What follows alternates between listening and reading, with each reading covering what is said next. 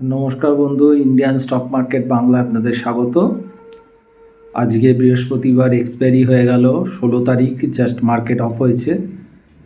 বাজার সম্পর্কে কিছু বক্তব্য আছে, বিশেষ করে বড় প্লেয়াররা এখন কিভাবে কাজ করছে মার্কেটে সেই ব্যাপারে একটু ফুটপ্রিন্ট যেটুকুনি বুঝতে পেরেছি সেইটাই আপনাদের কাছে আজকে মেনলি ফোকাসটা করছি। কারণ 2-3 দিন ধরে দেখা যাচ্ছে যে মার্কেট হয় গ্যাপ আপ বা একটু বেশি বেড়ে আরও একটু বেড়ে কিন্তু তারপর সেল অফ আসছে। এই জায়গায় যদি বলা যায় তাহলে পরিষ্কার, যদি সারা দিন মার্কেটটা ওয়াচ করেন দেখতে পাবেন যে উইথ ভলিউম বড় প্লেয়াররা মার্কেট যখন নিচের দিকে আসছে তখন তারা কিন্তু ভালো মতো বাই করছে, এবং বাই করার সাথে সাথে যেহেতু ভলিউম এখন রিটেলারদের অনেক কম, বড় প্লেয়াররাই মেনলি খেলাটা খেলছে। এফআইআই, ডিআইআই এবং কিছু ইনস্টিটিউট ইত্যাদি ইত্যাদি যারা বড় প্লেয়ার তারাই কাজটা করছে। তারা কি করছে, মার্কেট নিচের দিকে যখন চলে আসছে তারা কিন্তু সেই জায়গায় একটা ভালো কোয়ান্টিটি বাই করছে, সেটা ফিউচার বলুন বা কল অপশান বলুন, একটু ভালো লটে বাই করছে, ভালো বিগ কোয়ান্টিটিতে। স্টকের ক্ষেত্রেও একই কাজটা হচ্ছে, তবে ইন্ডেক্সের ক্ষেত্রে আমি ম্যাক্সিমাম দেখলাম যে এই কাজটা করছে। আবার যখন ওইখান থেকে একটা রিকভার হয়ে একটু বুলিশ জায়গায় যাচ্ছে বা টিভিতে বা আদার্স জায়গায় চার্ট থেকে বোঝা যাচ্ছে যে এবার মনে হচ্ছে ব্রেকআউট দেবে বা একটু ভালো হবে, সেখানে গিয়ে কিন্তু ওই যা তুলেছিল তার প্রায় 40-60% পজিশান তারা কিন্তু ডাম্প করে দিচ্ছে। অর্থাৎ ছোট ছোট রিটেলার বা যারা ট্রেডার কাজ করছে তাদের হাতে দিয়ে দিচ্ছে। দিয়ে কি করছে, তারা আবার কিছুটা হালকা হয়ে যাচ্ছে, হালকা হয়ে আবার মার্কেটটাকে নিচে পাঠিয়ে দিচ্ছে। এইবার কি হচ্ছে, মার্কেটটা যখন নিচে চলে আসছে তখন অপশান প্রিমিয়াম বা আদার্স লস হচ্ছে কাদের? আমাদের মতো ছোট ছোট রিটেলাররা যারা সঠিক জায়গাটা বুঝতে পারছেন না। তো আবার তারা ওই লস যেখান জায়গায় বুক করছে, অর্থাৎ মার্কেট যে জায়গায় নিচে আসছে ওইখানে আবার ওই বড় প্লেয়াররা কী করছে, ডবল কোয়ান্টিটিতে বাই করছে, করে আবার ওপরে নিয়ে যাচ্ছে, করে আবার ডাম্প করছে। এই করতে করতে যে প্রফিটটা পাচ্ছে, সেই প্রফিটটা পাওয়ার জন্য প্রথমে যে লটটা বাই করেছিল একটা বড় কোয়ান্টিটি, তার কিন্তু কস্টিংটা কমাতে থাকছে। আপাতত 2-4 দিন কিন্তু এই জিনিসটা আমি মেনলি লক্ষ্য করেছি। গ্রুপে আজকে আমি বলেছিলাম একটা ভিডিও করে দেবো, এখানেই আপনাদের একসাথেই করে দিলাম এই কথাটা। মেনলি এমনি গ্রুপে আদারওয়াইজ বলা থাকে, আপনাদেরও আমি ব্যাপারটা জানিয়ে দিলাম। 2-3 দিন ধরে এই ব্যাপারটা কিন্তু দেখতে পাচ্ছি। এবারে মার্কেট পর্যায়ে যেটা আসছি সেটা হচ্ছে, এ মাসের প্রথম থেকেই আমি ডেট ওয়াইজ গ্রুপে দেয়া ছিল কবে থেকে কবে অবধি বা মানে বাই বা বুলিশনেস থাকবে, এক্স্যাক্ট মিলেছে। তারপর আপ টু 13 তারিখ অবধি মার্কেট যে পড়বে, ডাউনসাইড আসবে, অ্যাডভান্স মাসের প্রথমেই ডেট ওয়াইজ বলা ছিল, এক্স্যাক্ট মিলেছে। আপনাদের কাছে এসে কিন্তু ডেট বলিনি, কিন্তু আকার ইঙ্গিত আমি দিয়ে গেছিলাম। এবং লাস্ট ভিডিও আমি করেছিলাম 13 তারিখে রাত্রির মানে মার্কেট বন্ধের পর, এবং তখন বলেছিলাম যে আমার বুলিশ কিন্তু জায়গাটা লাগছে। তখন কিন্তু মার্কেট ভালো মতো ডাউন ছিল 13 তারিখে। তখন এখান থেকে বাই হবে এটা কিন্তু ম্যাক্সিমাম লোকই ভাবিনি, সবাই 23,000 ভেঙে যাবে ইত্যাদি ইত্যাদি বলেছিল। কিন্তু লাস্ট ভিডিও খুলে দেখুন, 13 তারিখে আমার লাস্ট ভিডিওটা করেছিলাম, সেখানে কিন্তু বলে গেছি যে বাই করার জন্য। কারণ 14 তারিখ থেকে যে মার্কেট ওপরে যাবে সেটাও কিন্তু অ্যাডভান্স মাসের প্রথমেই আমাদের গ্রুপে বলা হয়েছে, এবং কত তারিখ অবধি যাবে, তারপর কি হবে এবং বাজেটের দিন কি হতে পারে, ইন ডিটেলস এখন অবধি গ্রুপে বলা আছে। আপনাদেরও আমি নিশ্চয়ই বলবো, তবে ডেটগুলো আমি বলবো না। তার কাছাকাছি এসে মোটামুটি একটা ভিউ দেওয়ার চেষ্টা আমি করব। তার কারণ হচ্ছে, এইগুলো যখন date wise part by part মিলতে থাকে তখনই বোঝা যায় যে লাইনটা ঠিক জায়গায় এগোচ্ছে। এবার যখন মনে হয় যে না যে জায়গা দিয়ে এগোতে চাইছি সেই জায়গায় ব্যাপারটা আসছে না, মার্কেট অন্যরকম কিছু চিন্তা করছে, তখন কিন্তু গ্রুপে আমি তৎক্ষণাৎ চেঞ্জ করে দিতে পারবো। কিন্তু আপনাদের এখানে ইউটিউব ভিডিও সপ্তাহে 2 কি 3টে ম্যাক্সিমাম করি, আপনাদের কিন্তু সেই ভিউটা চেঞ্জ করতে গেলে অনেকটা দিন টাইম লেগে যাবে। তো সেই জন্য এখানে আমি ডেট ওয়াইজ কিছু বলছি না। অলরেডি কি হতে পারে সারা বছরের কিছু কিছু ডেট আমি রেডি করা আছে।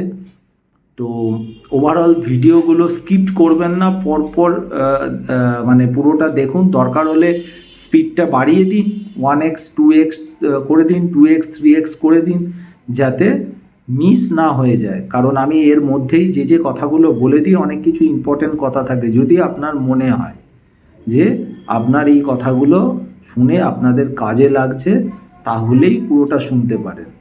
আর যদি মনে হয় যে না দরকার নেই, কাজে লাগছে না, তাহলে শোনার দরকার নেই। আমার যেটুকুনি আপনাদের হেল্প করার ক্ষমতা, আমি সেইটুকুনি আমি করার চেষ্টা করি।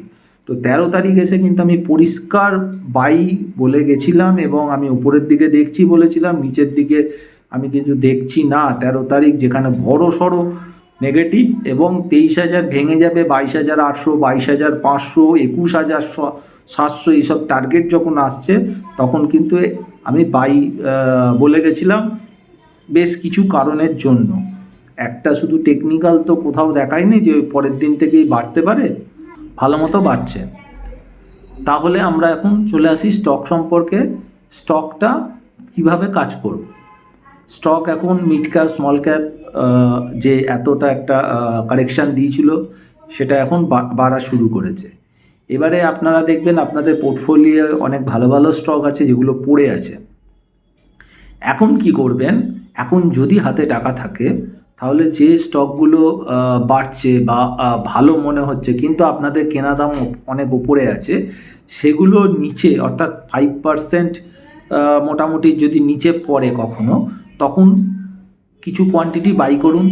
ওই স্টকটাই আবার যখন ওপরে 5% 6% যাবে, যে কোয়ান্টিটি বাই করেছিলেন ওই বাই কোয়ান্টিটিটা বেচে দিন। তাহলে কি হবে, যে প্রফিটটা হবে সেই প্রফিটটা আপনার যে আগে একটা সংখ্যক কেনা ছিল সেখান থেকে কস্টিংটা কমে যাবে। যদি এইভাবে কাজ করতে পারেন তাহলে খুবই ভালো। যদি না করতে পারেন তাহলে চুপচাপ বসে থাকুন। যে স্টকগুলো কিনেছিলেন পোর্টফোলিও, সেই স্টকগুলো নিয়ে বসে থাকুন। আবারও বলছি, পোর্টফোলিও যে স্টক বলছি সেগুলো যেন ফান্ডামেন্টাল মোটামুটি ভালো হয়। উল্টো পাল্টা স্টক যার ফান্ডামেন্টাল নেই, পেনি স্টক, আমি কিন্তু তার কথা বলছি না। যদি মোটামুটি ঠিকঠাক স্টক থাকে তাহলে দেখবেন আপনাদের স্টক আবার পুরনো দাম ফিরে পাবে, এবং শুধু ফিরে পাবে না, তার থেকে অনেক বেশি দামও পাবে। এবং তখন কিন্তু আপনাদের ডিসিশন নিতে হবে কোন স্টক এক্সিট করব, কোন স্টক রাখবো, কোন স্টক নতুন আবার বাই করব, ইনভেস্ট করবো, এগুলো কিন্তু তখন দেখতে পাবেন। তবে আমার মনে হয় না লস বুক করা উচিত বলে। যেমন ধরে নিতে পারেন 6 মাস ধরে রেল সেক্টরটা ডাউন হয়েছে, আজকে রেল সেক্টরটা উপরে বেড়েছে। এইভাবে ডিফেন্স সব সেক্টরই কিন্তু পার্ট বাই পার্ট কিন্তু খেলা শুরু হবে। একটা 6 মাসের ডাউন সাইড কনসোলেট হয়ে গেছে, কনসোলেট হয়ে যাওয়ার পরে এবার কিন্তু আপমুভিং, যদিও কনফার্মেশন আসেনি, কিন্তু এইসব স্টক কনফার্মেশন সাধারণত দেয় না। এগুলো যখন বাড়তে শুরু করে একটা অন্য লেভেলে বাড়তে শুরু করে। তো যাই হোক, আমি রেল স্টক অনেকেই হয়তো ফেসে আছেন, হয়তো দেখবেন আস্তে আস্তে এক্সিটের জায়গায় চলে আসবে, বা হয়তো প্রফিটও পেয়ে যাবে। অর্থাৎ আপনাদের পোর্টফোলিও স্টক নিয়ে যারা দুশ্চিন্তা করছিলেন, দেখবেন আস্তে আস্তে সেই জায়গাটাও অনেকটা রিকভার হয়ে যাবে। এবং চারদিকে 2025 সম্পর্কে যে একটা বড় সড়ো নেগেটিভ ভিউ এসেছে বা আসছে চারদিকে, হয়তো প্রথমের দিকে আমি অনেক আগেও বলেও ছিলাম, আমিও বলেছি, আমি বলবো না বলিনি, তার এফেক্টটা কিন্তু প্রথম থেকে দেখা যাচ্ছে। কিন্তু সবাই যখন নেগেটিভ হয়ে যায়, যখন সাধারণ একটা পেপারেও 2025 সাল স্টক মার্কেট খারাপ যাবে, সাধারণ একটা বাংলা চ্যানেল যারা স্টক মার্কেট নিয়ে কথা বলে না, তারাও যখন বলা শুরু করে, তার মানে এখন চারদিকে কিন্তু নেগেটিভ ভাবটা বেশি হয়ে গেছে। যেটা দেখা গেছিলো সেপ্টেম্বর মাসের দিকে সব জায়গায় পজিটিভ শুরু হয়েছিল। এই সব জায়গায় পজিটিভ শুরু হওয়াতে দেখলেন লাস্ট 4-5 মাসের মধ্যে, মানে কোন জায়গাটা 3-4 মাস মতো কোন জায়গাটা নামিয়ে এনে দিল। তো ঠিক এখন ব্যাপারটা একদম উল্টো হয়ে গেছে, অর্থাৎ এখন সব জায়গায় নেগেটিভ পড়ে যাবে, এই হচ্ছে তৃতীয় বিশ্বযুদ্ধ হয়ে যাবে, হ্যানা ত্যানা, জিডিপি এই ওই ইত্যাদি ইত্যাদি প্রচুর কিছু দেখাচ্ছে। বড় প্লেয়াররা কিন্তু এই সুযোগটাই নেয়, এবং আমার ধারণা যদি চারদিকে এই নেগেটিভ ব্যাপারটা আরও মানে বিস্তারিতভাবে আরও বেড়ে যায় চারদিকে, মানে একটু আধটু কারেকশানেও যদি তারা বড় বড় টার্গেট দেওয়া শুরু করে, তাহলে কিন্তু একটা বড় র্যালির সম্ভাবনা আছে। বিশেষ করে বেশ কিছু স্টক কিন্তু 1 বছরেও ডবল হয়ে যাওয়ার সম্ভাবনা কিন্তু আছে। হয়তো আমাদের পরিচিত অনেক স্টকও দেখব, আমি জানি না কোন স্টক হবে, কিন্তু এরকম দেখতে হবে যে কোন স্টক কীভাবে কাজ করছে। কিন্তু কিছু কিছু স্টক হয়তো 1 বছর 2025 সালেই ডবল হয়ে যাওয়ার সম্ভাবনা আছে। এছাড়াও একটা অদ্ভুত জিনিস দেখলাম, যদিও এগুলো স্ট্যাটিস্টিক্স মেলে না আমি বলবো না। এখন আর একটা জি বিজনেসেই দেখলাম কুম্ভ মেলা সম্পর্কে দেখাচ্ছিল যে প্রত্যেকবার কুম্ভ মেলা হলে নিফটি কত পার্সেন্ট পড়ে ইত্যাদি ইত্যাদি, মানে সব জায়গায় একটা ডাউন সাইড, একটা ডাউন মুভ, একটা নেগেটিভ মানে সেন্টিমেন্ট, এইরকম একটা চারদিকে ক্রিয়েট চলছে। এইটাকে একটু অ্যাভয়েড করাটা আমার মনে হয় উচিত। নয়েজ চারদিকে আছে, নয়েজ বাদ দিয়ে যদি ঠিকঠাক চার্ট দেখেন বা আরও যদি কিছু জিনিস দেখেন যেগুলো সবার কাছে দেখা যায় না, যেমন এফআই কত বেচছে, ডিআইআই কত কিনছে, ফিউচারে কি হচ্ছে, এগুলো কিন্তু সবাই দেখতে পাচ্ছে। সবাই যেটা দেখতে পায় সেই দেখাটা কিন্তু আসল দেখা নয়। তো কারণ কোনো জায়গা থেকে যখন রিভার্স হয়, সেই রিভার্স হওয়াটা কিন্তু টেকনিক্যালে কোথাও ধরা যায় না। একটা জায়গায় চলে যাওয়ার পর তখন বোঝা যায় বটম হচ্ছে, বা কনফার্মেশন আসার পর কিছু বোঝা যায়। কিন্তু এক্স্যাক্ট বটম কারা তোলে? বড় প্লেয়াররাই তোলে, তারা সেন্টিমেন্টটাকে ইউজ করেই তোলে। তো যাই হোক, মার্কেটে সেন্টিমেন্টগুলো বড় ব্যাপার, এই ব্যাপারটা একটুখানি দেখবেন। আমি ইমিডিয়েট নেগেটিভ নই, পজিটিভই আছি। তার মানে এই নয় যে কারেকশান আসবে না, কারেকশান আসবে, আপনারা দেখতেও পাবেন কারেকশান। সেটাও ডেট ফেট বলাও আছে কবে কারেকশান হতে পারে, কিন্তু উপরের দিকে জার্নিও আছে। বিশাল কিছু ভয় পাওয়ার ইমিডিয়েট আমি দেখছি না। স্টক স্পেসিফিক যেভাবে বললাম কাজ করতে পারেন, না হলে চুপ করে বসে থাকুন, পোর্টফোলিও আস্তে আস্তে আবার জায়গায় চলে যাবে। এবারে নিফটি ব্যাঙ্ক নিফটির সাপোর্ট রেজিস্ট্যান্সটা একটু বলে দিই। সেটা হচ্ছে নিফটি আপনার 23,311 ক্লোজ করলো, রেজিস্ট্যান্স হচ্ছে 23,543 এবং 23,750। যদি এই লেভেলগুলো ক্রস করে তখন আবার নতুন করে বলবো। আর সাপোর্ট আছে 23,050। ব্যাঙ্ক নিফটি 49,278 ক্লোজ দিয়েছে, রেজিস্ট্যান্স 50,193 এবং সাপোর্ট 48,860। তবে একটা কথা আবারও বলি যে যারা অপশানে কাজ করছেন তারা কিন্তু একটু স্ট্রাইক প্রাইস বা কোন এক্সপায়ারিতে কাজটা করছেন এটা একটু দেখে নেবেন, না হলে কিন্তু সঠিক জিনিসটা এগোলেও হয়তো পয়সা পাওয়া যাবে না, টাইম ডিকেতে কিন্তু প্রিমিয়াম ইটিং হয়ে যেতে পারে। তো মার্কেটটা যতটা সহজ ভাবছেন অতটা সহজ নয়, বিশেষ করে অপশানের ক্ষেত্রে। ওই জন্য খুব দেখে কিন্তু কাজ করুন। আর এই সপ্তাহে আজকে বৃহস্পতিবার, শুক্র, শনি, সম্ভবত এই সপ্তাহে আর ভিডিও করতে পারবো না, আবার নেক্সট উইকে ভিডিও করব। তবে এই এখন 1-2 দিন হয়তো ঠিকঠাক যাওয়া উচিত, তারপর কিন্তু আবার একটু গন্ডগোল আসতে পারে। বাজেট কি হবে দেখুন, বাজেটের দিন প্রত্যেকবারই একটা বড় খেলা হয়, আশা করছি এবারেও বড় খেলাই হবে। আবার শনিবার সেদিন আমাদের খোলাও আছে, 1 ফেব্রুয়ারি শনিবার সারাদিন মার্কেট খোলা। দেখুন কি হয় বাজেটে, তার রিয়াকশান বড়ই হবে।